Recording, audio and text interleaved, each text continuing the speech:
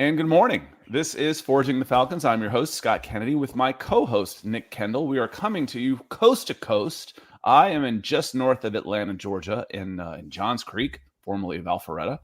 And Nick is all the way over in Seattle, who has generously gotten up at a really early time to join us today. Man, this is a dude that is ready to talk football literally 24/7.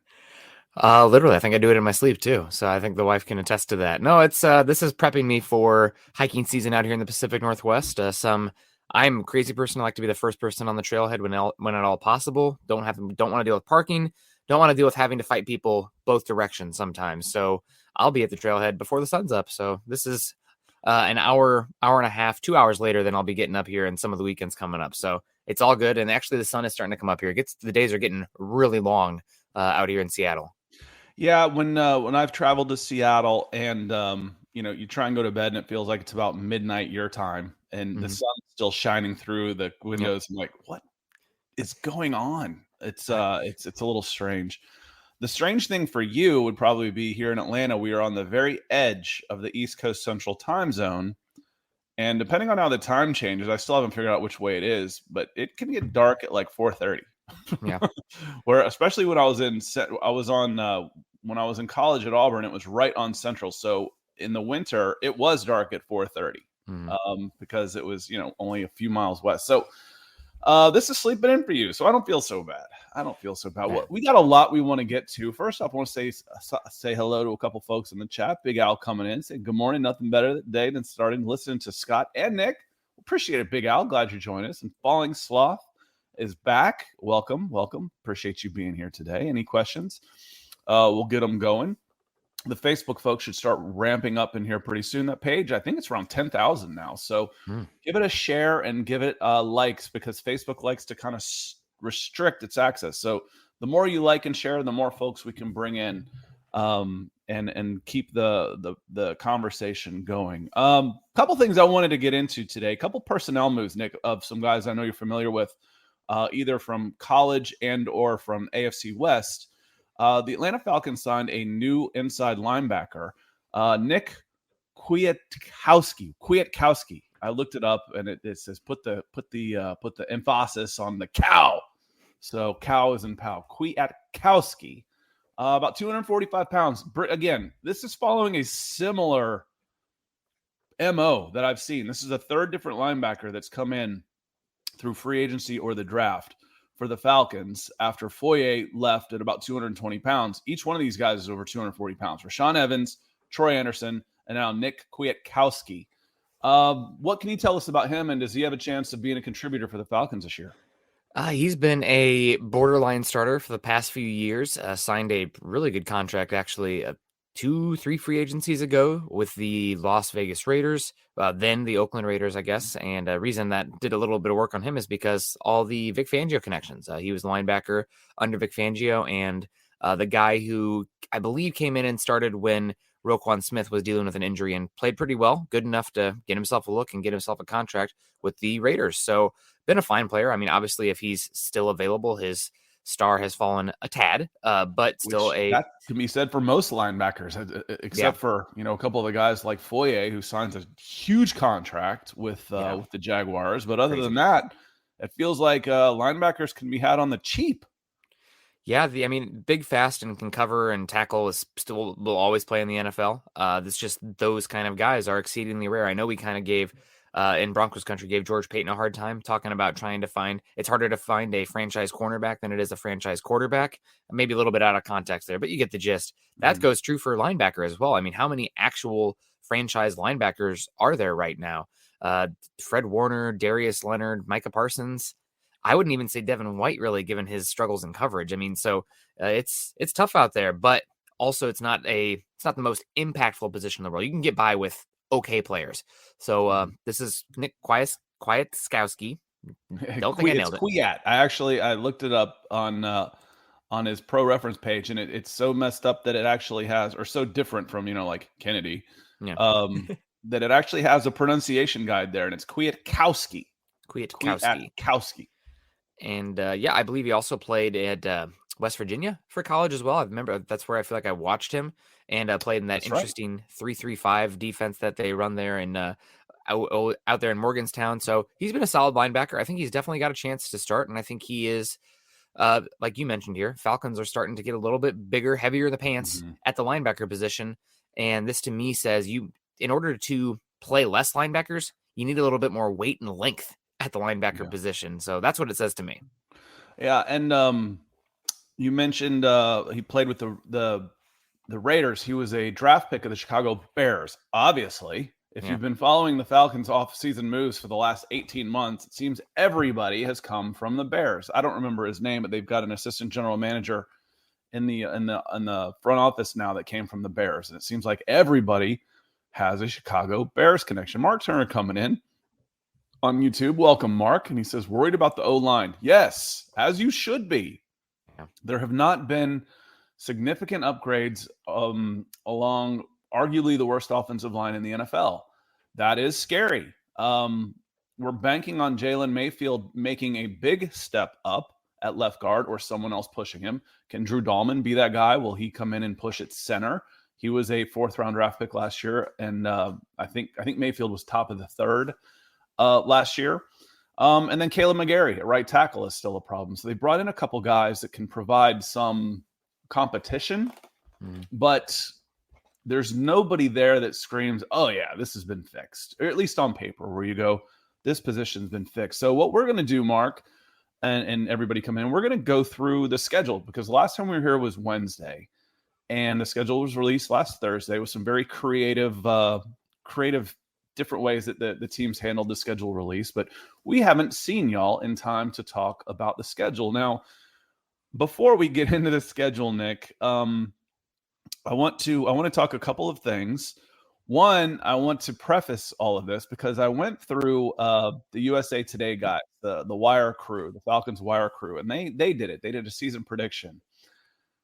It was ambitious, let me say. So let me we'll talk about that too a little bit. I'm not going to put these guys down. They're probably just young. That's all.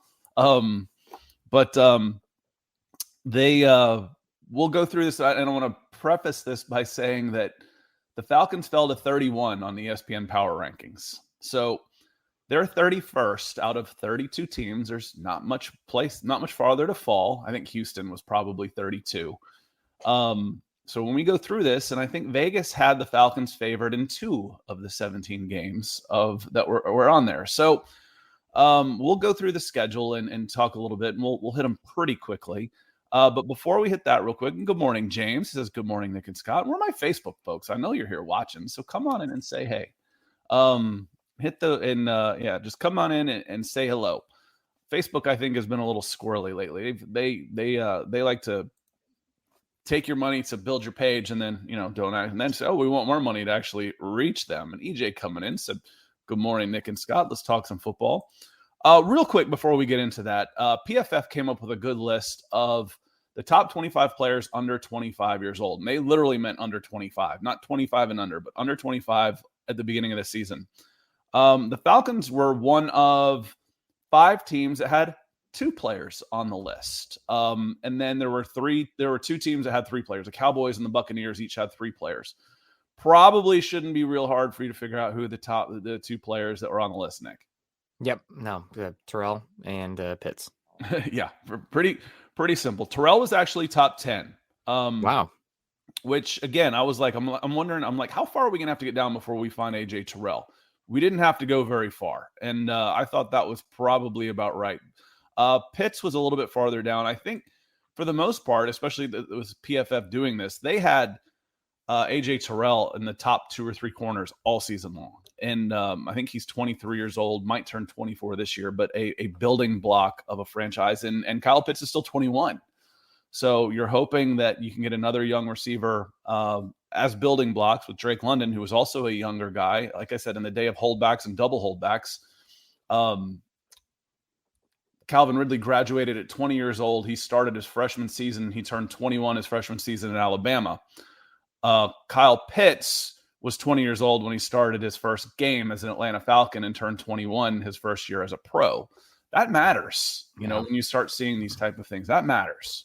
Especially for a position where a lot of players fall off at about age 30. So you have essentially a whole extra contract window for a player like that, which does matter. I mean, Calvin Ridley was good when he played, obviously solid player, but this Kyle Pitts built different. One of the longest wingspans ever recorded in combine history for a pass catcher, I think, too. So I'm really excited to see what he can do year 2. Hopefully Mariota doesn't hamstring him too much, but I guess you had Matt Ryan last year, who's a arguably better quarterback and still kind of hamstrung because of the offensive line issues. So I don't think it's a big. I know the Atlanta Falcons fans, and when you've been in one spot for all the time. Tommy Tuberville once said at Auburn, he goes, "You lose 10% of your support every year, and when your team starts going down, that probably accelerates faster when you're the quarterback." Matt Ryan is by far the most successful quarterback the Atlanta Falcons have ever had, and they've had some pretty good quarterbacks. For as bad as the Falcons have been in a franchise, they've had decent quarterback play through the years. Matt Ryan is a significant upgrade over Marcus Mariota. I don't think that's not a bold statement. Otherwise, the Colts would have gone after Marcus Mariota because they could have. Follow the value. Yep, 100%. But yeah, good morning to Luke also. Thank you so much, Luke. We appreciate you. Can't tell what his picture is. Actually, it looks like there's like a little blue Pokemon thing in the front there. I don't know. Luke, either way, good to see you. Yeah, it looks like a couple stuffed animals, but last time I said that, it was like, "Hey, that's my wife, dude." I'm like, "Oh, sorry." It's hard to tell. It's hard to tell. They're literally thumbnails. The pictures that we look at on screen are the size of my pinky nail, and this is on a giant screen, so they are sometimes a little tough to see. James is a little bit easier to see. That Cessna coming in, so hopefully the Falcons will be competitive in most games, at least in most games.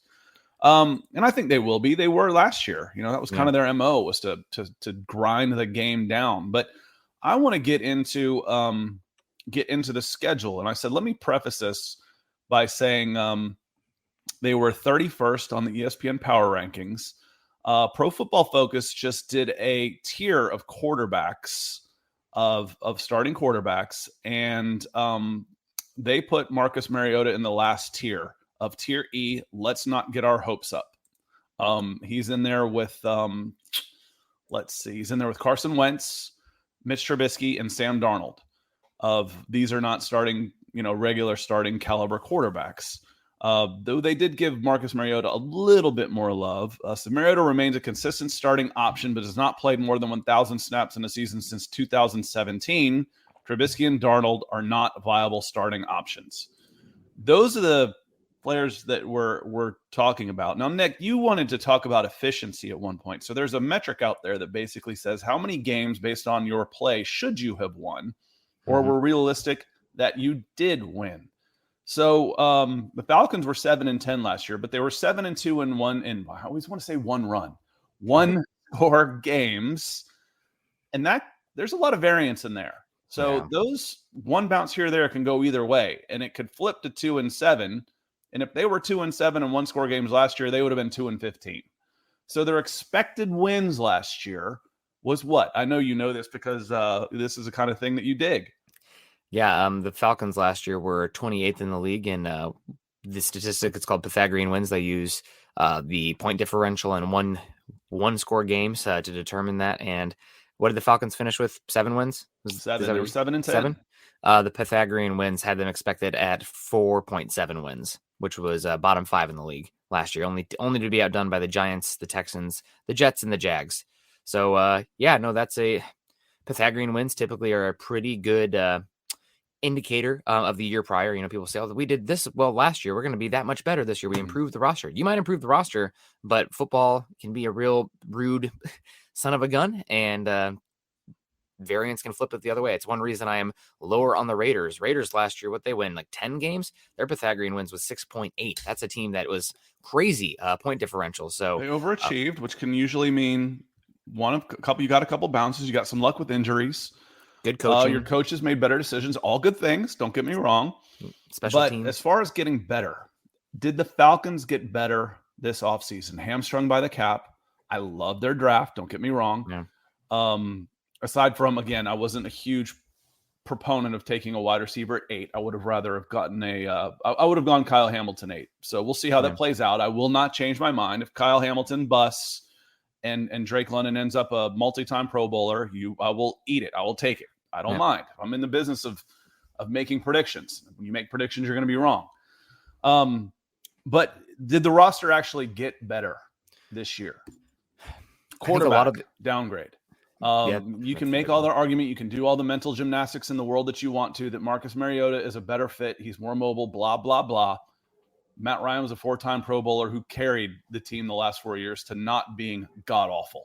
Yeah. He's a good NFL quarterback. Marcus Mariota is not. Maybe he can – Arthur Smith can Ryan Tannehill, but right now, Ryan Tannehill him. But right now, that's a downgrade. Yep, 100%. And that's pretty much all you need to say, right? It's the quarterback one is the big difference there. So maybe the scheme fit will change things a tad. Maybe the running back room will be better. I guess shout out to Mike Davis for having a good year there in Atlanta, but you got a little bit more juice there in that room now. But overall, I would say the roster is fractionally slightly worse. And the big difference is going from Matt Ryan to Marcus Mariota. After that, can the defensive pass rush can't be worse. That's the other one, right? Rush and cover. That's got to be slightly better. So maybe it's close to the same. I think that will be actually significantly better, to be honest, on the defensive side of the ball, because the pass rush will get better by default. It literally couldn't get worse. It couldn't. It could not, statistically impossibly could not get worse than it was last year. Yeah. You're bringing in two guys that can come in hot off the edge.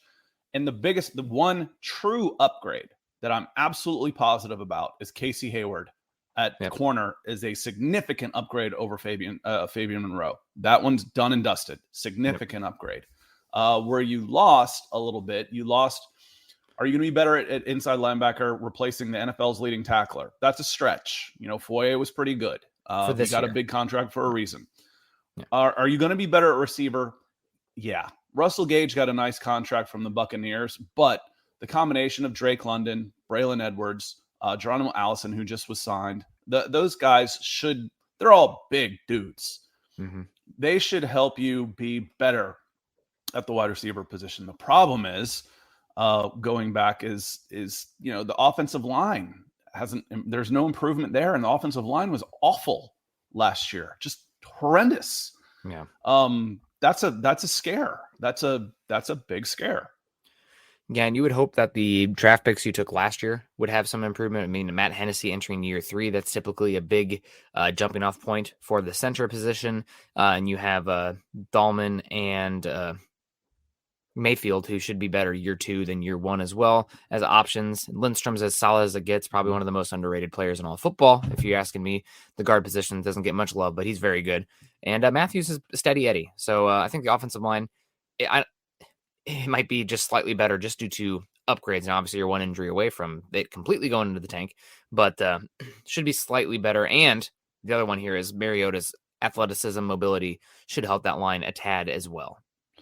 And Make You Fumble says the team better, especially next year, because we will have money. And it's time to start going through the schedule, and we'll come up with a record. Here's the Cliff Notes. I think the team bottoms out this year. 2022, rock bottom. And then they start to rebound. The fact that they were able to cut Matt Ryan's salary, get Julio Jones' numbers off the books, are $60 million right there. The open cap space is going to be over $100 million. You'll have another high round pick. Kyle Pitts, hopefully Drake London hits. Some of these other lower round picks start doing what you were hoping they were going to do. Because right now, and that's a concern for me, Nick, is last year's Falcons draft class is Kyle Pitts and meh. Richie Grant needs to step up. Jalen Mayfield needs to step up, or else this class is not good. And that's concerning when you don't have any free agency money. So hopefully those guys take a big step in year 2, but those are all hopes and dreams. Those aren't realities. But yes, they set this team up nicely for 2023.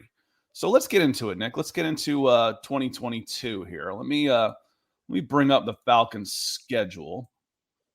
And we'll start off. We'll get going here. And again, I don't know Dean Worley and Matt Urban, but I feel like they were very ambitious with their predictions here. So they're at USA Today, and I'm gonna throw in their predictions too. Give them a little shout out, and then tabulate them. And I'll do this the same way like we did Well, it'll be easy to count the wins because I'm not going to have very many. Yeah.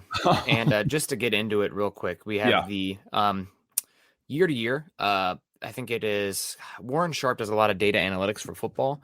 And the number one thing that projects strength of schedule, and a lot of teams will look at what the record was last year to kind of, our fans will look at that to kind of understand what the strength of schedule is. But what is far more predictive is what Vegas says a team will be this season. So Vegas, that wasn't built on going broke. Vegas was built on the back of your money that you lost there while betting away your, Friday paycheck.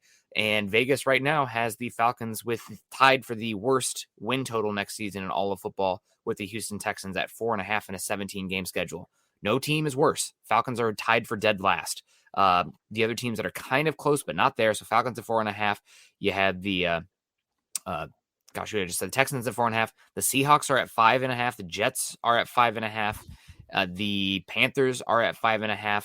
And that's it. So there seems to be your competition. Even Jacksonville's at 6.5. Woof. So not expecting big things by the people who make a lot of money to predict these things. So and sorry, Terry, it's not personal. And honestly, well, we don't have to say sorry. Because we're not sure what he means yet. That's what I wanted to ask. Terry Ocean Boy Martin comes in, and appreciate the care react on Facebook, Terry. Yeah. Terry says, no way rock bottom. So what would you have considered rock bottom for the Falcons as far as record goes? 2 years ago, 2020, what was it, 4-12? This change of 17 games has just totally messed me up. 4-12 record, would you consider that rock bottom? 7-10. I think 7-10 is a pipe dream personally for this year. So I think if you're looking on it on a line chart, it goes back down this year. Yep. And it shouldn't go down any farther. Then it should start ascending again. So that's what I call rock bottom. But are you thinking that they should have more than 7 wins? And we'll go through that here. But the Falcons open up with the New Orleans Saints, the Hoodats, right off the gate in Atlanta. And they split last year with the Saints. And the Saints are changing, a lot of familiar faces, but no Sean Payton, who engineered the most dominant, historically bad franchises. Sean Payton engineered a significant winning period for the Saints over the Falcons, and he's gone. Yeah. Heck of a coach. We'll see if he's a future Dallas Cowboy coach. A lot of talk there, but this one will be in Atlanta. The Saints are a team that is definitely in a weird position. Are they going to go above 500? The NFC South, the weakness of the NFC South probably will help them a tad.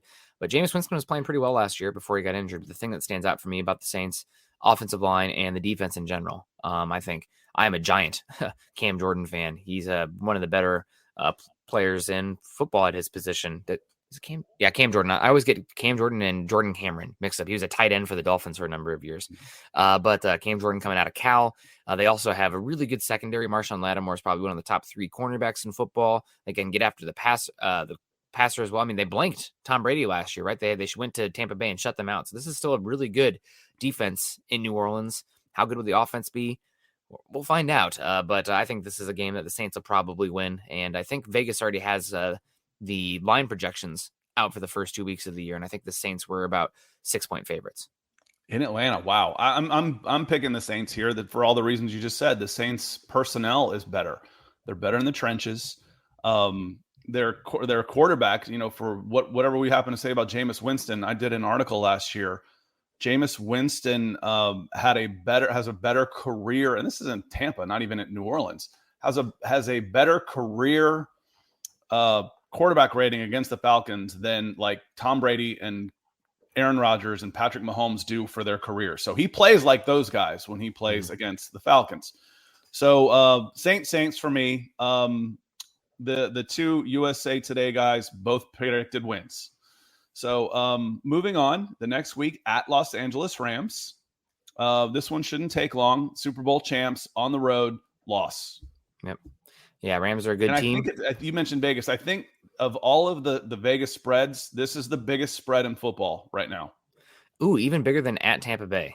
I think it's the biggest spread in football was Falcons at Rams. Was like 13.5.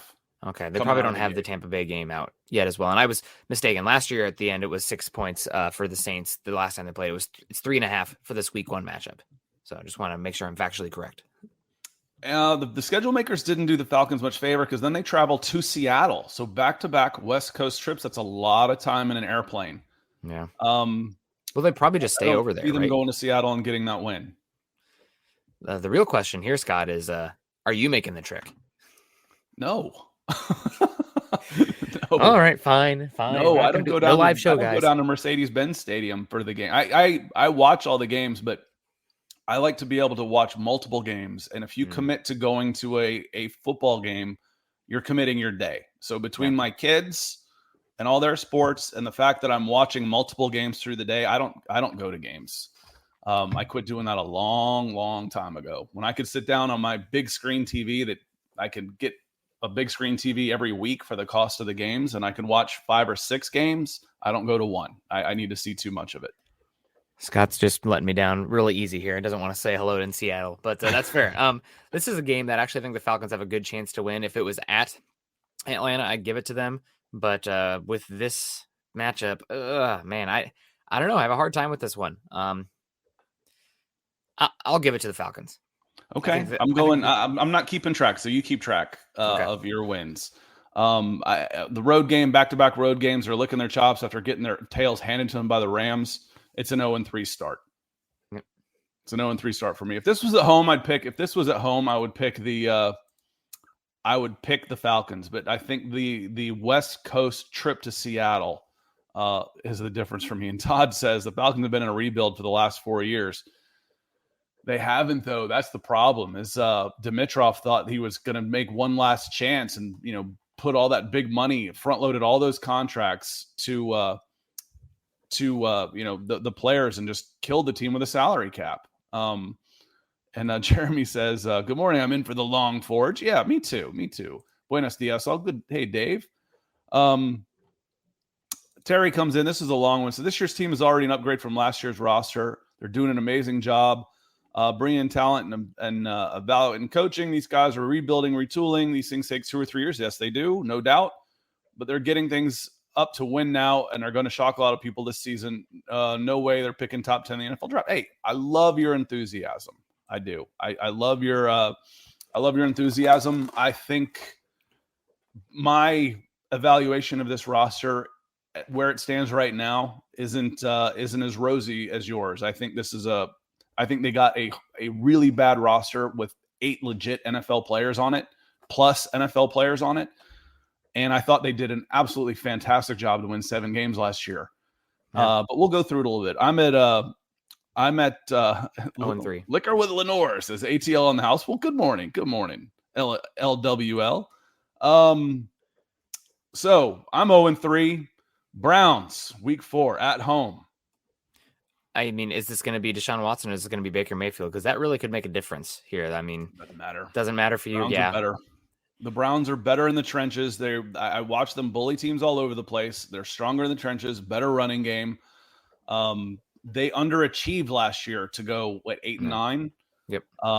So the only way that this matters is if this team has imploded because they couldn't get rid of Baker Mayfield and they're a 5-12 team next season.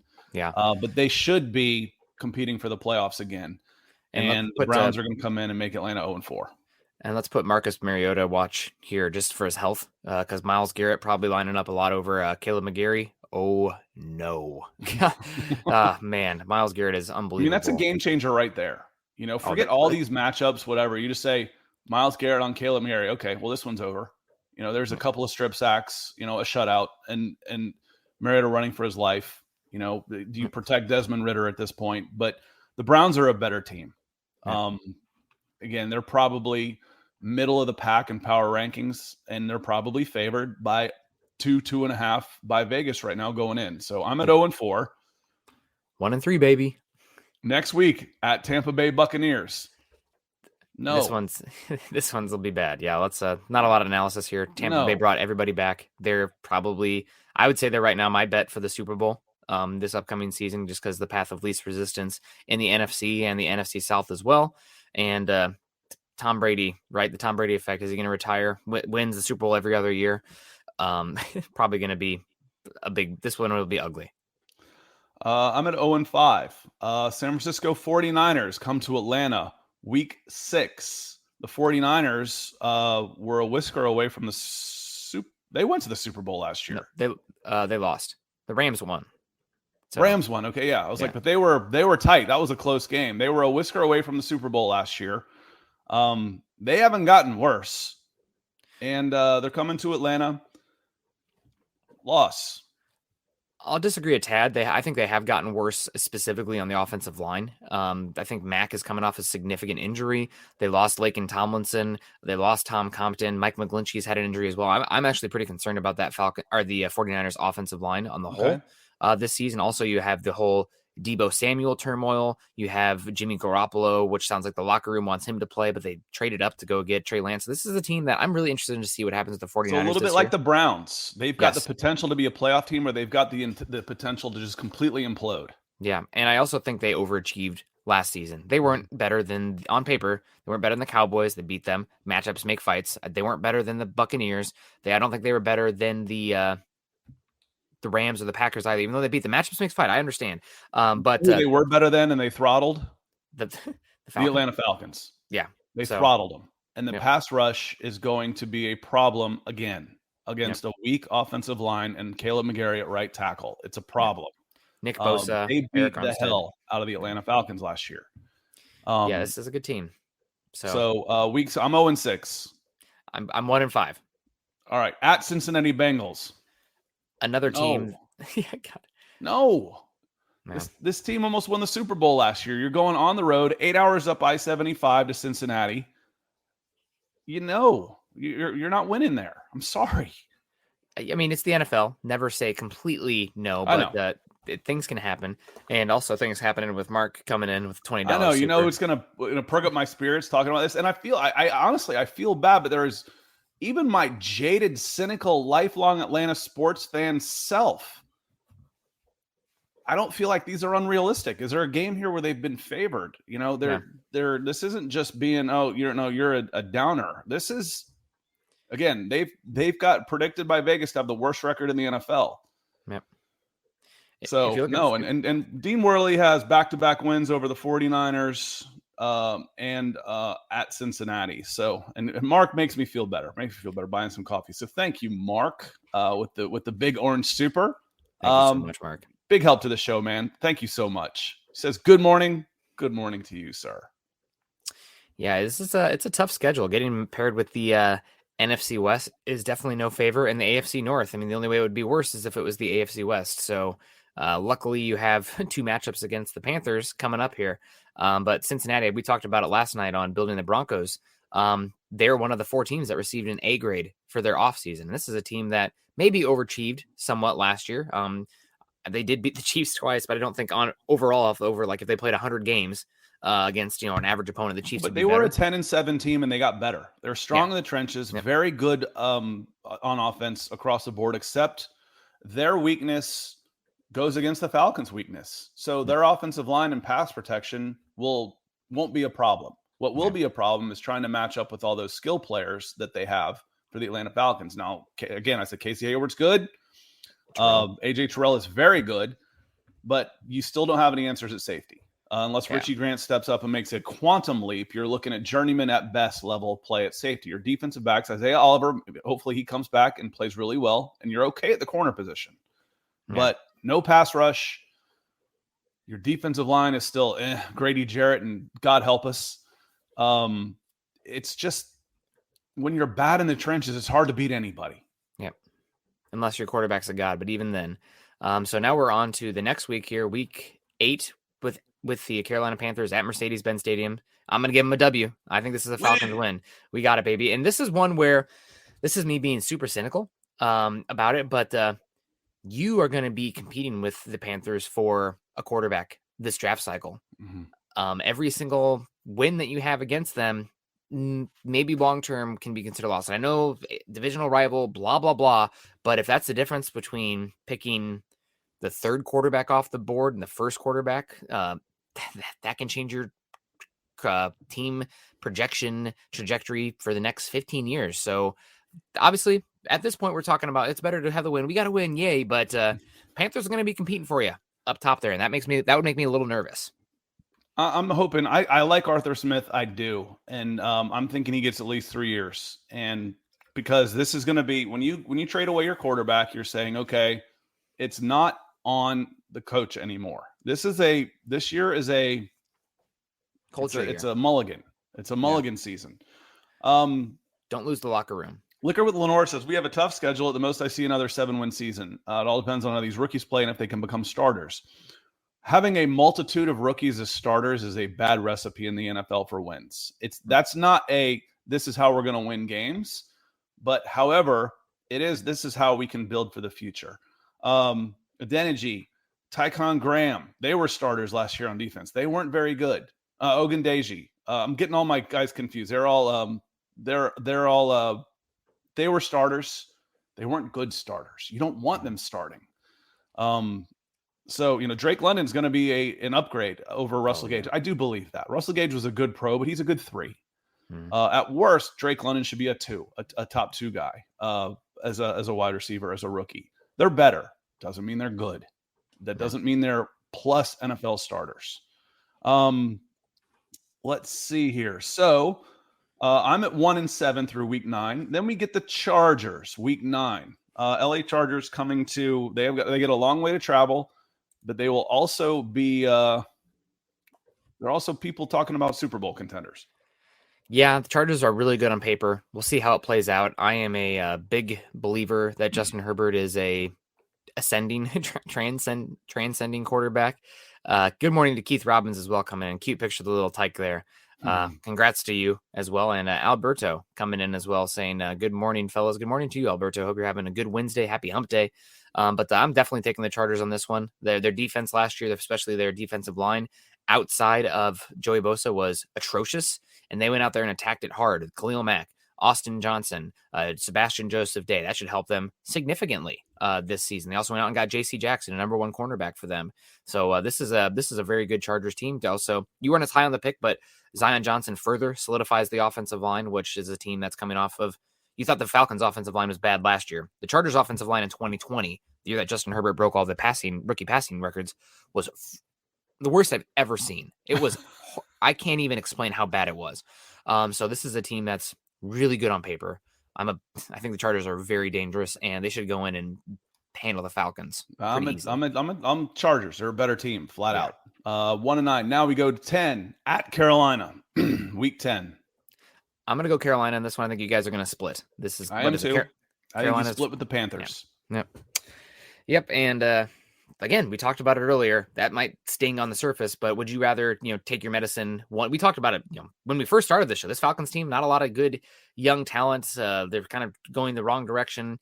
Maybe you need to take a step back to take 3 steps forward. And losing to the Panthers here and having a bad season, probably better for you long term. Week 11, Chicago Bears. This is a tough one. This is one that I would say is a coin flip game.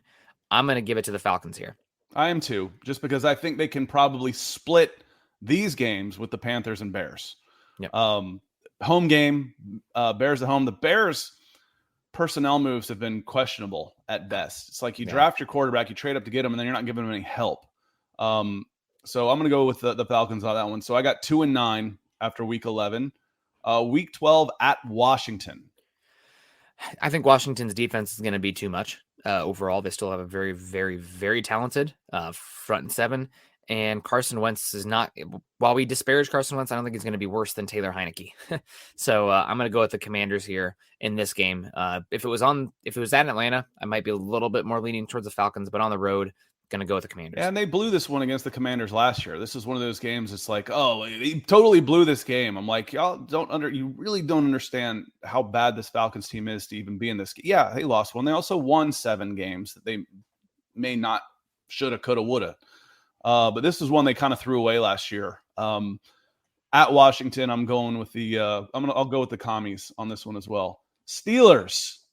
The Steelers at home, week 13. Pittsburgh is a team. Pittsburgh always beats the hell out of the Falcons. Yeah. Still a good team. Mike Tomlin's still there. Pittsburgh might not make the playoffs this year again because their quarterback position is questionable in a conference that is. I'll tell you what, it'll feel like a home game for the Steelers. Lots of Midwest transplants. Not that Pittsburgh's. I still always kind of think of that Steel Belt, a whole area as Midwest. I was born in Akron, and Pittsburgh's just 2 hours that way. So I still kind of consider that all. Once you get into Philly, it's something else. But lots of transplants from that area. It will feel like a home game for the. It'll feel like a home game for the Pittsburgh Steelers. Week 4 record bye week 14. They needed this. Good Lord, they needed this bye week 14. We go to week 15 at New Orleans Saints.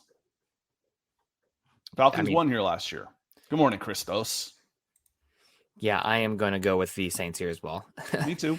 Yep. It was a little bit fluky that they got that win, because then New Orleans came in when they needed it and just trounced the Falcons in Atlanta at the tail end of the season. So week 16 at Baltimore Ravens. Nope, you're not winning in Baltimore. Week 17 Arizona Cardinals. This one could be interesting. This one could be interesting. What are they playing for? The Falcons? The Cardinals. Oh yeah, the Cardinals. I think Cliff could be fired at this point. Falcons tend to fall off. There seems to be a lot of discordance in the Atlanta locker room right now with Kyler Murray. This is not a good Arizona, team. But yeah. I'm not a big fan of what the Cardinals are doing. Also, you get the Cardinals late, and we've seen the trends in the Cardinals with Kyler Murray. They look like a great team to start the year, and then the last third of the season fall off a cliff. No pun intended. No pun intended. No pun intended. So I'm going to go with the Falcons on this one. I will too. I think they've got a chance at this one. And we'll be complaining. Damn it! What are you winning this game for, you morons? You had the number 1 draft pick. This moved you up to 3. But I'm gonna put a dub on this one too. And then finally, week 18, Tampa Bay Buccaneers. No. I mean, yeah. No, the only chance you've got is if Tampa Bay's already locked in their playoff seeding, and they've got absolutely nothing to play for in the resting starters. And even then, it's close because, as I said, there were 5 teams that had 2 players on the PFF top 25 under 25, and there were 2 that had 3 players. The Buccaneers were one of those 2 teams that had 3 players, Winfield, Wirfs, and White. Sounds like a law firm. It really does. The the tri-dubs. So yes, Tampa Bay finishes the season. How'd you do, Nick? 4-13, which is just under the Vegas win total there. You had 3, so I had 3. I was 3-14. 3-14 for the season. Yep. And Terry says, Arthur, should you guys podcast material as motivation to show the team how the non-football world views us? Pretty much in the football world, dude. Yeah. But it's not just us, Terry. That's the thing, is we actually gave them one more win than Vegas did. We gave them one more win than ESPN does on their power rankings. So they know, I promise you, they know what the outside world thinks about you. Now, I mentioned the USA Today Wire guys and their records. And again, it was I don't know these guys, Dean Worley and Matt Urban. Dean Worley had the Falcons finishing 11-6, and Matt Urban had them finishing 8-9. Like I said, I think that's ambitious. Unfortunately, I'm going to be closer. I'm going to be closer at 3-14 than Dean's going to be closer at 11-6, and I think that does a disservice to what I think is a good project. I really do. By taking your wound now and getting rid of Matt Ryan, you set yourself up in 2023 to come back, to bounce back faster. You didn't even split that dead cap number. It's gone. Yep. So you're coming back. You're going to have Kyle Pitts, AJ Terrell, Drake London, hopefully. Nice building cores. Maybe Ebiketie comes out and becomes a really good edge rusher.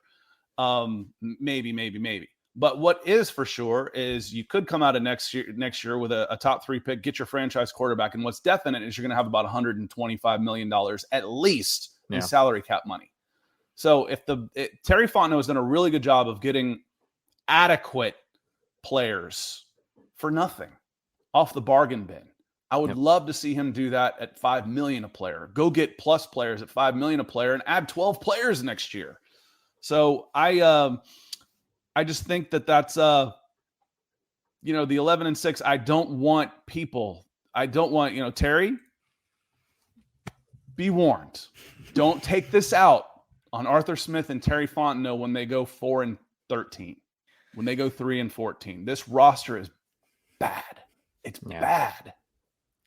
Yeah, don't take it out on the coaching staff and general manager. Give them one more year at least. I want Arthur Smith to have 3 years no matter what this season is.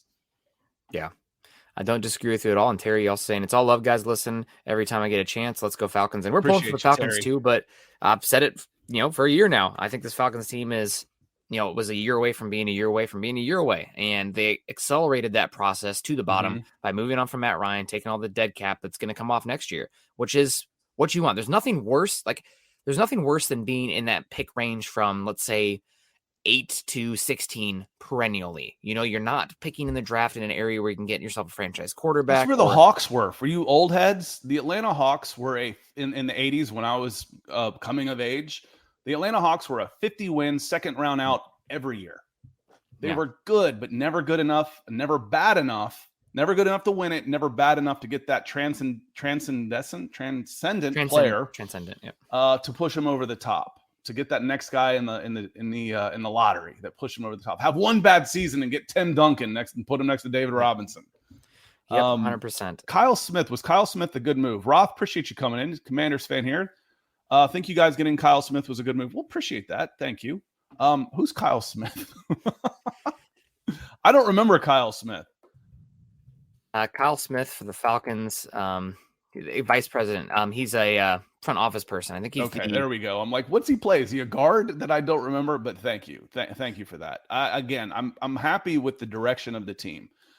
People want to point to the Cincinnati Bengals. The Cincinnati Bengals had back-to-back years of about $150 million. They got a number one quarterback, and then they got a killer receiver. That was a 4-year process. Yep. They've started a little backwards with this, where they've got a couple really good receivers in years 1 and 2. Years 3, they'll have a ton of money and maybe get their quarterback. In year 4, they're competing. Yep. Year 4 in this process is 2024. Yeah.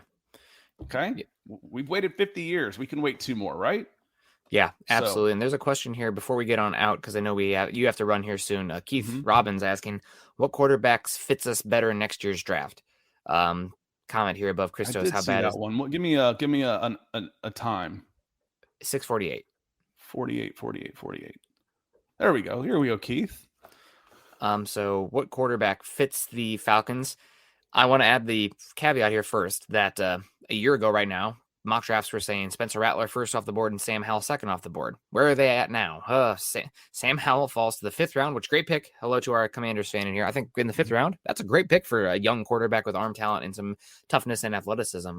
Even if he flames out, that's just a good calculated risk to take down there. And Spencer Rattler's transfers from Oklahoma to South Carolina, very twitchy player, good, can throw the off arm angles, but kind of sounds like he's not the best person.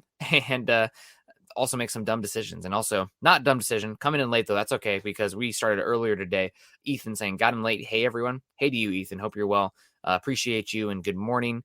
But what quarterbacks fit the Falcons?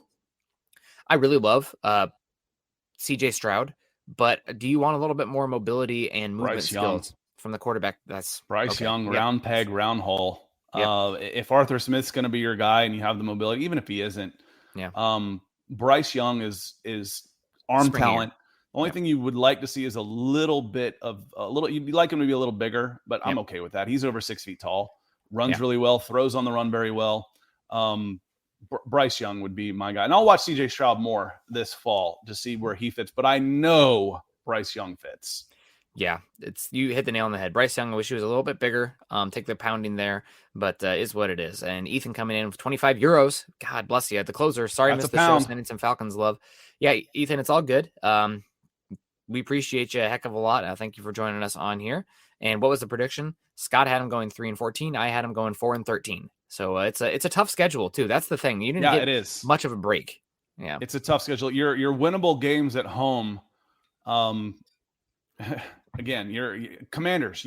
Commanders are a team that you could compete with. You're not going to be favored, but you're definitely not going to be favored on the road. Seahawks. It's a 6-hour flight, and then some. It's after you went to LA. Yep. Your They home might just games, stay over there. Steelers, Chargers. Yeah. You're not better than those teams. It's gonna be tough. It is. So, like I said, I think that the rebuilding process can begin in earnest following this season with a big draft pick, and a ton of money, Like I said, the USA Today guys with 11-6 and 8-9. I don't want, and they will. I can tell this till I'm blue in the face. Falcons fans are going to be pissed when they're 3-14, and they're going to call, even if they're 6-10, they're going to be calling for Arthur Smith's head, and they don't need to. This is a roster that needs work. It needs work, and now they have set themselves up where they've got the money and the draft capital to do it, and I'm excited for the building process of this team. Yeah. Absolutely. You're 100% right there. So just again, quarterbacks before we get on out of here. Everybody knows Bryce Young. Everybody knows CJ Stroud. A couple other names to keep an eye on. Will Levis at Kentucky.